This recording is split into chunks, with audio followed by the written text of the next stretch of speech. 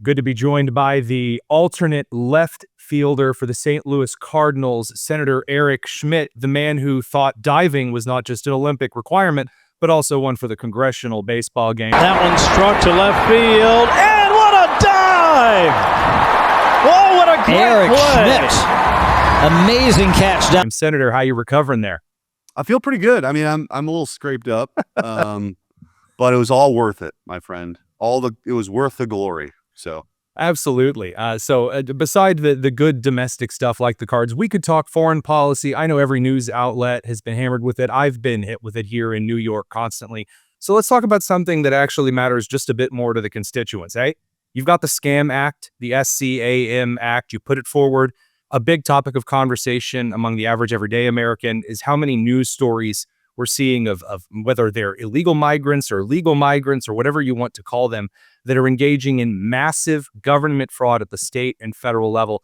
Tell us a little bit about the Scam Act and what you're trying to accomplish with it here, first up. Yeah, I think we've hit the tip of the iceberg only on some of these fraud schemes that we're seeing in Minneapolis and in California and other places that we're going to find out. Right. American taxpayers have been ripped off to a degree unimaginable. And so what do you do about it? Well, obviously, there's prosecutions should happen, and hopefully those are proceeding with the Department of Justice.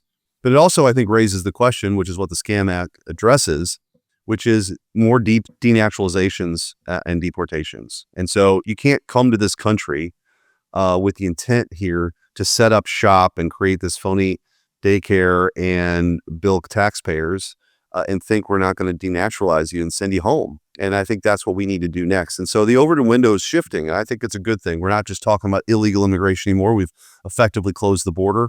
We're deporting people who are here illegally. We're also talking about legal immigration abuse with the H-1B program and the OPT program really displacing American jobs, displacing American students, and then also expanding the categories for deportations. The Scam Act would say, if you come here and you defraud, like we've seen in Minneapolis, or you commit a violent crime, or you join a terrorist organization, you can be denaturalized and you will be deported. Because right now, the categories to be denaturalized are pretty narrow.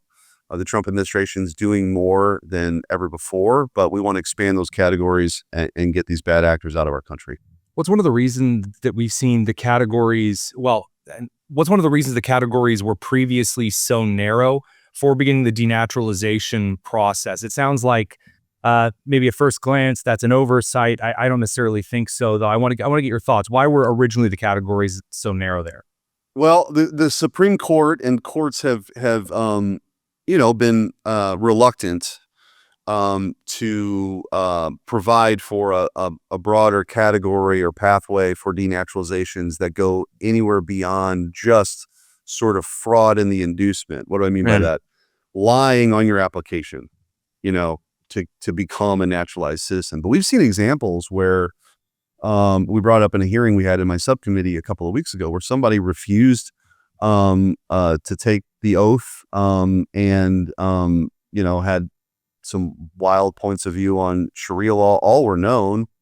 But the person was allowed to be naturalized and then ends up committing a terrorist act. That's the kind of person that we want to be able to denaturalize now and send back home. And so we do have a 10-year window to try to make this survive, and I believe it would survive judicial scrutiny. So it's sort of a claw back to the actual act of denaturalization and what their activities are, just an extension of that fraud that happened when they came here in the first place. So we're trying to work within Supreme Court precedent and other court precedent to get this thing to actually stick. So that's the reason. Do you think there's also a little bit to this that we didn't have such a broad scope for denaturalization because traditionally immigrants who came to this country wanted to be here, assimilate, and participate? And we're a nation of immigrants, and they pretend that, again, a Somali immigrant to Minnesota or New York or Ohio or Missouri or Indiana or California or whatever, acting in the manners of Islamic culture is the same as an Irish immigrant coming over Staten Island, 100 to 150 years ago. Yeah, no, I think that, so I chair the subcommittee on the Constitution on the Judiciary Committee, and we have made an effort. We've got another hearing next week on citizenship as we approach America 250 on the 4th of July, right? What does it mean to be a citizen?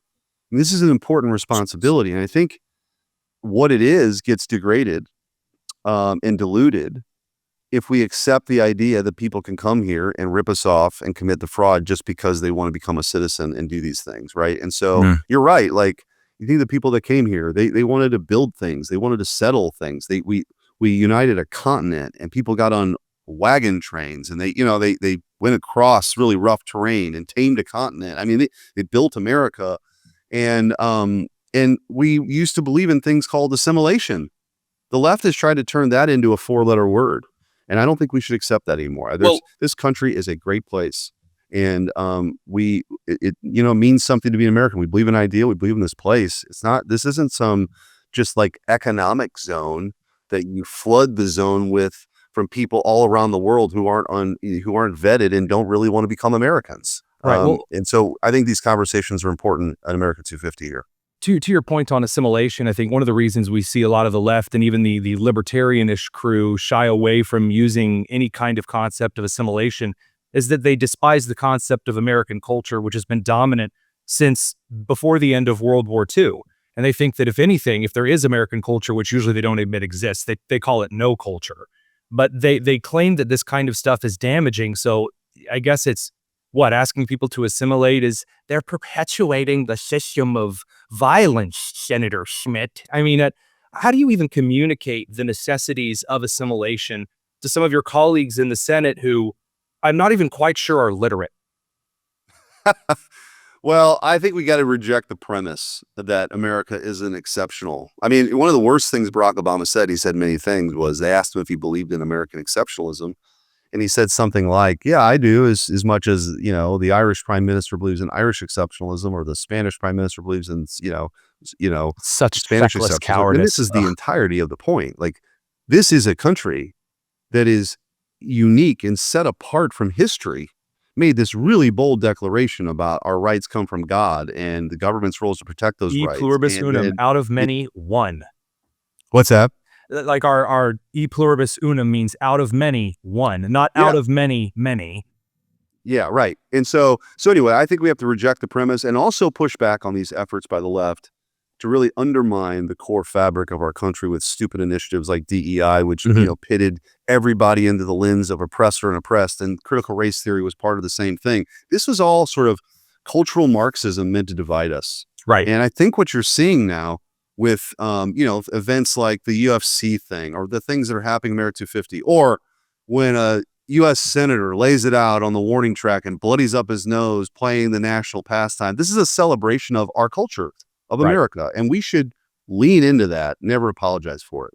I think that's really a great focus, especially for the 250th. And it's also one of the reasons that, obviously, as a Hoosier, I'm excited to see an IndyCar race come to Washington, D.C. as well. I love seeing these kind of events, though, celebrated at the White House as opposed to the fake male boobs events of the Biden administration. Because unlike that event, some of these events outside the White House and in D.C. actually give you a new part of America that you may not have known existed to be proud of. I was talking about that with the Newsmax crew this morning. There's a real sentiment right now that is growing, not just among Americans, but among Europeans visiting America, of how wonderful this place is and how rich its history and the things that we get to experience, and that we have allowed for too long this kind of secondary, whenever it's brought up, it's, well, every place has its own whatevers, again, as you alluded to with Obama and his every prime minister or president's proud of their country. On the world stage going forward, and I don't mean just talking international deals with this group or with that, how do you think the future State Departments, the future Treasury Departments, the future Immigration, Customs Enforcement, and further administrations, what are the essential things that you think that are going to start maybe here, that need to be carried on for the next century, and how our government operates in terms of how it represents America? Yeah, I think we should be, on all those fronts, be unapologetically America first. I mean, look, I represent a state in the United States of America. My concern are the people of my state and this country, right? And so why would we be sending money to countries that try to undermine us? Why would we be funding DEI in Burma? You know how much you need atheism in Nepal. I know how passionate you are about trans theater in Colombia, Senator Schmitt. Don't try to... Well, the Guatemalan sex change one, I got to admit, I didn't see that one coming, but it's out there. And so I'm really proud of the fact that we got rid of that stuff with my rescissions package. But we ought to be doing more of that. And I also think having a more muscular kind of view of like, hey, if you're going to censor, if Europe right now is a cautionary tale. I was right? hoping you'd People are go being here. arrested for things that they're saying. Meanwhile, they're not helping, individuals who were murdered because of the color of their skin. Like, look at Correct. what's going on in Europe. This is the kind of whatever chapter they are in the book of suicidal empathy. That's where Europe is, and we still have a chance. And I think we do. President Trump winning again has allowed us to sort of, allow that fever to break that has existed during the Biden years. So Traditionally, look, I just think we got to be unapologetic about it and move forward. I'm glad that you said that, because there's also an attitude, I think, that came out of kind of the Bushian era of politics, where the State Department was this kind of cowardly little group of bureaucrats who would say, well, things in Germany are Germany, and just kind of awkwardly step off to the side instead of saying, you know what, this policy sucks. The way that they're treating their people sucks. We would never do that to the citizens of Missouri, even if they have a derogatory term for Hoosier. We would never do that. We would never do that to our citizens of this great country. And You know too much. You know too much. Yes. Alas, one of the many burdens. So I'm glad to hear you say that. And people might think that this stuff is kind of pedantic or a nothing. No, how we set the course for the future of this country is going to extend a lot past this administration. Senator Eric Schmitt, Missouri, really appreciate you giving us a couple of minutes. Thanks for what you're doing in the Senate. Anytime.